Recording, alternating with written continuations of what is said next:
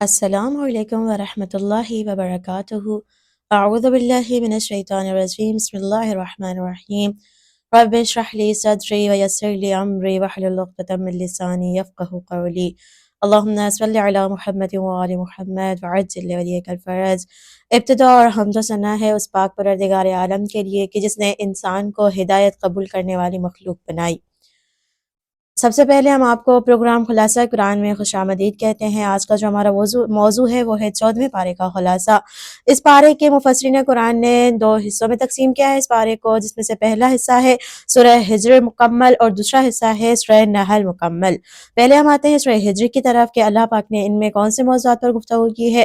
مفسرین قرآن بیان کرتے ہیں کہ سورہ ہجر میں 4 موضوعات پر گفتگو کی گئی ہے، کہ جس میں سے پہلا موضوع ہے کفار کی آرزو، یعنی کہ جب جنت و جہنم تقسیم ہو جائے گی، جو کفار ہوں گے وہ جہنم میں چلے جائیں گے اور جو مومنین ہوں گے وہ جنت میں چلے جائیں گے۔ تو جب جو کفار ہوں گے وہ مومنین کے مزے کو دیکھیں گے اور خود کے عذاب کو دیکھیں گے تو وہ ایک آرزو کریں گے، وہ ایک خواہش کریں گے کہ کاش ہم بھی مسلمان ہوتے۔ دوسرا موضوع ہے قرآن کی حفاظت۔ اللہ پاک نے خود قیامت تک قرآن کی حفاظت کرنے کی ذمہ داری اٹھائی ہوئی ہے۔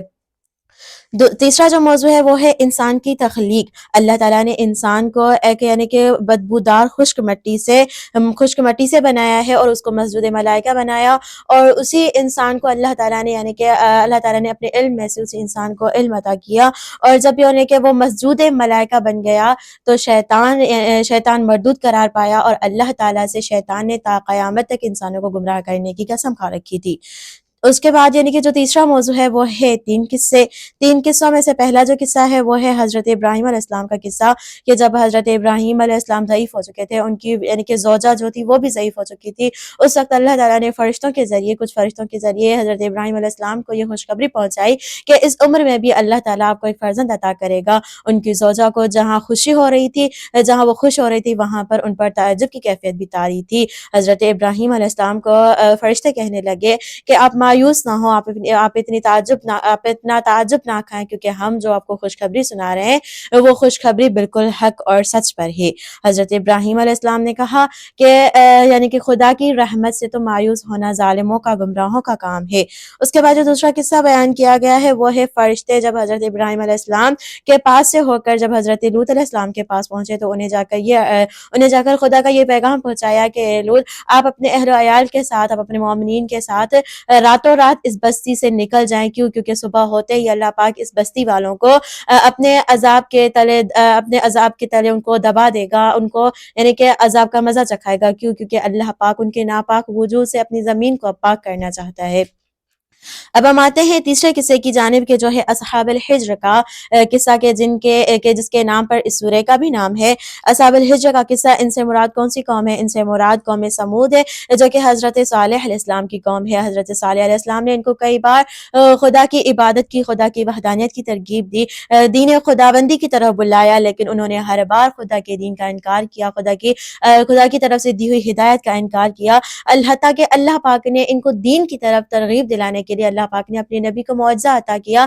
ان کے کہنے پر، ان کی قوم کے کہنے پر، قوم سمود کے کہنے پر اللہ تعالیٰ نے ایک پہاڑ سے، چٹان سے اونٹنی نکالی۔ وہ اونٹنی کے جو یعنی کہ جیسے نکلی تو وہ ولادت کے قریب تھی۔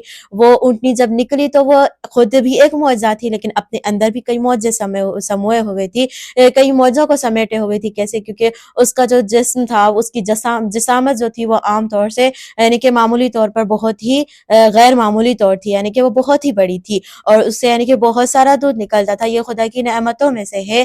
وہ اپنے اندر بہت سے معجزے سمے ہوئے تھی۔ ان معجزات کی دیکھنے کے بعد بھی وہ قوم سمود ایمان نہ لائی، بلکہ اس کو یعنی کہ اس معجزے کی ناقدری کر کے اس اونٹنی کو کیا ہے قتل کر دیا، تو اللہ پاک نے عذاب کی صورت میں ان کو بھی ختم کر دیا۔ اس کے بعد ہم آتے ہیں اس سورہ کے بعض اہم نکات کی جانب کے، جن کی طرف اشارہ کرنا ضروری ہے۔ پہلا جو ہے نقطہ وہ ہے اسی آیت کی اسی سورہ کی آیت نمبر 47، متقین کے دلوں میں سے اللہ تعالیٰ نے ایک دوسرے کے لیے ان کے دلوں میں جو بھی بغض، اناد، جو بھی یعنی کہ خلج تھی، اللہ تعالیٰ نے ان کو دور کر دیا، جو بھی دشمنی تھی اللہ تعالیٰ نے ان کو ختم کر دی۔ اب روایات میں وارد ہوا ہے کہ ان متقین سے مراد حضرت امام علیہ السلام، حضرت حمزہ، حضرت جعفر، جناب عقیل، حضرت مقداد، حضرت ابوذر، حضرت سلمان فارسی اور حضرت امام حسن علیہ السلام، امام حسین علیہ السلام اور اصحاب بدر ہیں۔ ان کی شان میں یہ آیت مبارک نازل ہوئی ہے۔ اب ہم آتے ہیں اس کے ایک اور نقطے کی جانب کہ جو ہے آیت نمبر 60 میں حضرت لوط علیہ السلام کی بیوی کا ذکر کیا گیا ہے۔ اللہ پاک فرما رہے ہیں کہ وہ نبی کی بیوی ہوتے ہوئے بھی یعنی کہ ہلاک ہو گئی، خدا کے عذاب کا، خدا کے غضب کا شکار ہو گئی۔ کیوں؟ کیونکہ اس نے ہدایت کا انکار کیا۔ اس کے بعد جو نقطہ بیان کیا گیا ہے وہ ہے آیت نمبر 75 کے بارے میں، جس میں لفظ متوسمین آیا ہے۔ اب یہ ہے کہ آخر ان متوسمین سے مراد کون ہے؟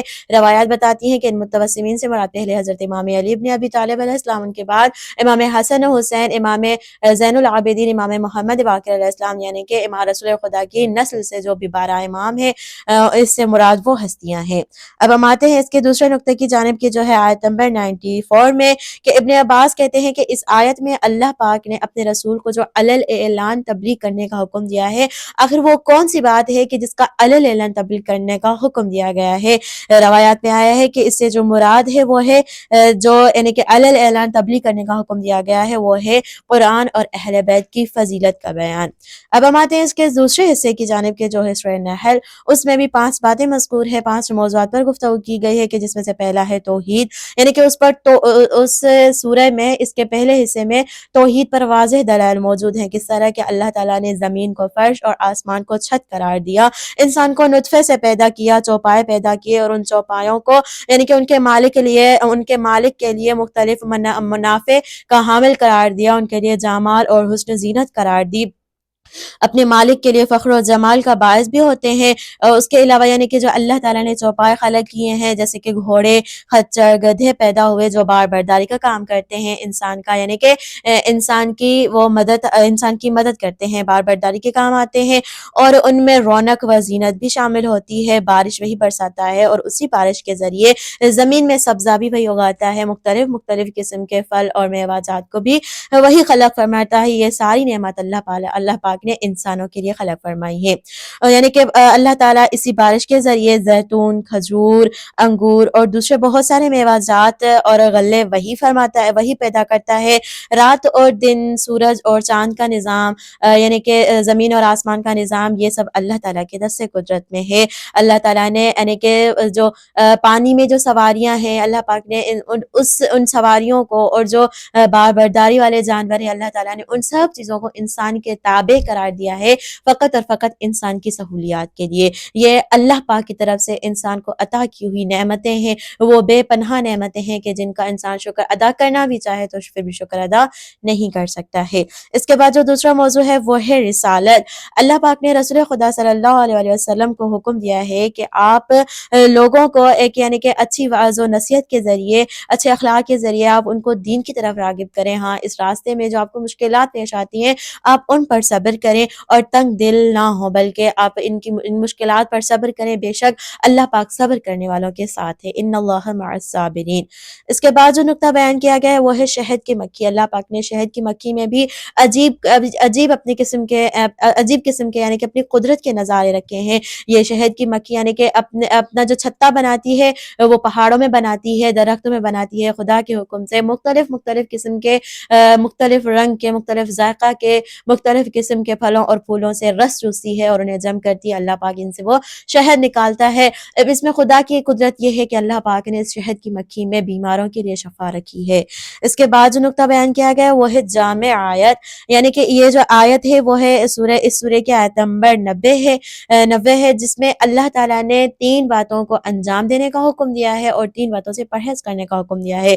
انجام دینے کا جو حکم دیا گیا ہے وہ کون سی 3 باتیں ہیں؟ عبادات، معاملات میں عدل اور انصاف سے کام لیں، ہر ایک سے حسن سلوک سے پیش آئیں، ہر ایک سے اچھے ساتھ یعنی کہ اچھے سلوک سے پیش آئیں، اور قرابت داروں کے ساتھ صلح رحمی رکھیں، اور جن باتوں سے پرہیز کرنے کا حکم دیا گیا ہے وہ ہے واضح برائی یعنی کہ آشکار برائی سے پرہیز کیا جائے، اور آشکار برائی سے پرہیز کیا جائے، اور جن کاموں سے آپ کو منع کیا گیا ہے، جو منع کردہ کام ہے، ان سے پرہیز کیا جائے، اور ظلم کرنے سے اللہ پاک نے روکا ہے۔ اب ظلم صرف یہ نہیں ہے کہ بندہ کسی اور پر ظلم کرے، بلکہ یعنی کہ گناہوں کے دلدل میں پھنسنا بھی یہ ایک انسان کا اپنے اوپر ظلم ہے۔ اس کے بعد جو پانچواں موضوع بیان کیا گیا ہے وہ ہے حضرت ابراہیم علیہ السلام کی تعریف۔ حضرت ابراہیم علیہ السلام کی زندگی بھر توحید خالص پر جمے رہے ہیں۔ حضور اکرم صلی اللہ علیہ وسلم کو بھی ان کی پیروی کا ان کے اتباع کا حکم دیا گیا ہے۔ اس کے بعد اس سورہ کے کچھ اور خاص نکات ہیں جن کی طرف اشارہ کرنا ضروری سمجھا جاتا ہے۔ آیت نمبر 16 میں اللہ پاک نے جو یعنی کہ پیغام بھیجا ہے وہ ہے، اس میں جو لفظ آیا ہے وہ ہے ایک لفظ نجم۔ اب روایات اور احادیث بتاتی ہیں کہ اس میں جو لفظ نجم ہے اس سے مراد کوئی اور نہیں ہے بلکہ حضرت امام علی ابن ابی طالب علیہ السلام ہے۔ اس کے بعد جو آیت ہے وہ آیت نمبر 25 رہنمائی کرنے والے پیروکاروں کے اعمال میں شریک ہوتے ہیں، یعنی کہ جو جس راستے کی جانب اگر کوئی کسی کو بلاتا ہے اور وہ اس راستے کی جانب اگر اس کی کوئی پیروی کرنے لگا ہے تو وہ چاہے جزا والا ہو یا سزا والا ہو، لیکن جو رہنمائی کر رہا ہے وہ اس کا برابر کا شریک اور حقدار ہے۔ آیت نمبر 43 میں جو اللہ پاک نے بیان کیا ہے اس میں لفظ آیا ہے اہل ذکر۔ اب روایات میں وارد ہوا ہے کہ ایک روایت یہ بتاتی ہے کہ یہاں پر اہل ذکر سے مراد حضرت امام علی ابن ابی طالب علیہ السلام کی ذات ہے۔ اگر امام محمد باقر علیہ السلام کی روایت کی روح سے دیکھا جائے تو ان سے مراد امام محمد باقر علیہ السلام فرماتے ہیں کہ ان اہل ذکر سے مراد ہم اہل بیت علیہ السلام ہیں۔ اس کے بعد جو آیت بیان کی گئی ہے وہ ہے آیت نمبر 44 کے، جس میں یہ بیان کیا گیا ہے کہ قرآن تنہا کافی نہیں ہے بلکہ اسے ایک مفسر کی ضرورت ہے۔ سب سے پہلا قرآن کا جو مفسر ہے وہ ہے حضرت رسول خدا صلی اللہ علیہ وسلم، اور ان کے بعد ان کی وصیت کے مطابق، ان کے فرمان کے مطابق کہ جو ہے انی تارکن فیکم الثقلین، میں تمہارے درمیان دو گراں قدر چیزیں چھوڑے جا رہا ہوں، ایک ہے کتاب خدا کی کتاب، دوسرا ہے میری اطرت۔ اگر تم ان سے متمسک رہو گے، اگر تم ان سے یعنی کہ جڑے رہو گے تو تم کبھی گمراہ نہیں ہوگے۔ اس کے بعد جو آیت بیان کی گئی ہے وہ ہے اسی سورہ کی آیت نمبر 72 کہ خاندان جو ہے اجتماعی خاندان اللہ تعالیٰ کی ایک نعمت ہے۔ اس کے بعد جو یعنی کہ نقطہ بیان کیا گیا ہے وہ ہے اسی سورہ کا آیت نمبر 106 مکتب تشیع کے مطابق جو کہ اعتراض کیا جاتا ہے ان پر تقیہ، ان کے دلائل میں سے ایک یہ سورہ بھی یعنی کہ دلیل کے طور پر وہاں پر پیش کی جاتی ہے۔ اس کے بعد آیت نمبر 190 میں جو اللہ پاک نے بیان کیا ہے وہ توبہ کے قبول ہونے کی شرائط بیان کی گئی ہیں کہ کون سی توبہ قبول ہو سکتی ہے۔ آیت نمبر 120 میں جو اللہ پاک نے بیان کیا ہے وہ حضرت ابراہیم علیہ السلام ایک تنہا امت گروہ ہے۔ بظاہر یعنی کہ ہم امت گروہ اس کو تسلیم کرتے ہیں جو ایک لوگوں کا جتھا ہو، لیکن اللہ پاک نے ادھر اپنے یعنی کہ نبی کو حضرت ابراہیم علیہ السلام کو ایک امت قرار دیا ہے۔ اب ہم آتے ہیں اسی پارے کے ان نکات کی جانب کے جو ہے کامیاب زندگی کے طریقے، کامیاب زندگی کے اصول بتائے گئے ہیں۔ صرف گمراہی خدا کی رحمت سے نا امید ہوتے ہیں۔ سورہ ہجر کی آیت نمبر 56 ہے۔ صرف گمراہی، اس سے مراد کیا ہے؟ یعنی کہ جو گمراہی کے راستے پر چلے گا، جو خود کے اوپر ظلم کرے گا، وہ اللہ کی رحمت سے مایوس ہو جائے گا، صرف دنیا میں نہیں بلکہ آخرت میں بھی۔ ایسے نہ بن جاؤ کہ قرآن کی بعض آیت پر عمل کرو اور بعض آیت پر عمل نہ کرو۔ سورہ ہجر کی آیت نمبر 91 تم کسی بھی چیز کو خدا سے پوشیدہ نہیں رکھ سکتے، کیونکہ اللہ پاک یعنی کہ ہر وقت ہر جگہ حاضر ناظر ہوتا ہے، وہ سنتا بھی ہے، جانتا بھی ہے، وہ دیکھتا بھی ہے، ہر ایک چیز کا جاننے والا ہے، وہ علیم بذات الصدور ہے، یعنی کہ انسان کے دلوں کے رازوں سے بھی واقف ہے۔ سورہ نحل کی آیت نمبر 19۔ اور اس کے بعد جو بیان کیا گیا ہے وہ ہے اگر کسی کا مذاق اڑاؤ گے تو اس میں تم خود ہی پھنس جاؤ گے۔ سورہ نحل کی آیت نمبر 34۔ بیٹی کی پیدائش پر غصہ نہ کرو بلکہ یہ بہت ہی غلط فیصلہ ہے۔ سورہ نحل کی آیت نمبر 59۔ جو چیز تمہیں اچھی نہیں لگتی، جو چیز تمہیں پسند نہیں ہے، اس کو خدا سے بھی منسوب نہ کرو۔ سورہ نحل کی آیت نمبر 62۔ برائی کو خوبصورت شکل میں پیش کرنے والا صرف اور صرف شیطان ہی ہوتا ہے۔ سورہ نحل کی آیت نمبر 63۔ کیا یہ ضروری نہیں ہے کہ جو آنکھ، کان اور دل خدا نے تمہیں دیے ہیں ان کا خدا کے سامنے خدا کا شکر ادا کرو؟ سورہ نحل کے آیت نمبر 78۔ خدا کے ساتھ عہد و پیمان کو کم چیز کے بدلے میں کم چیز کے عوض مت فروخت کرو۔ سورہ نحل کے آیت نمبر 104۔ شیطان صرف دو گروہوں پر مسلط ہوتا ہے، یعنی کہ دو گروہوں پر حملہ کرتا ہے۔ کون سے وہ دو گروہ ہیں؟ ایک وہ گروہ ہے جو شیطان کو اپنا سرپرست مانتا ہو، اپنا ولی مانتا ہو، اور دوسرا وہ گروہ ہے جو خدا سے شرک کرتا ہو۔ سورہ نحل کی آیت نمبر 100۔ جو خدا کی آیت پر ایمان نہیں رکھتے وہ جھوٹ کا راستہ اختیار کرتے ہیں۔ سورہ نحل کی آیت نمبر 105۔ جو خدا کی نعمتوں کا شکر جو یعنی کہ خدا کی نعمتوں پر ناشکری کریں وہ بھوک اور خوف میں مبتلا ہو جاتے ہیں۔ سورہ نحل کی آیت نمبر 112۔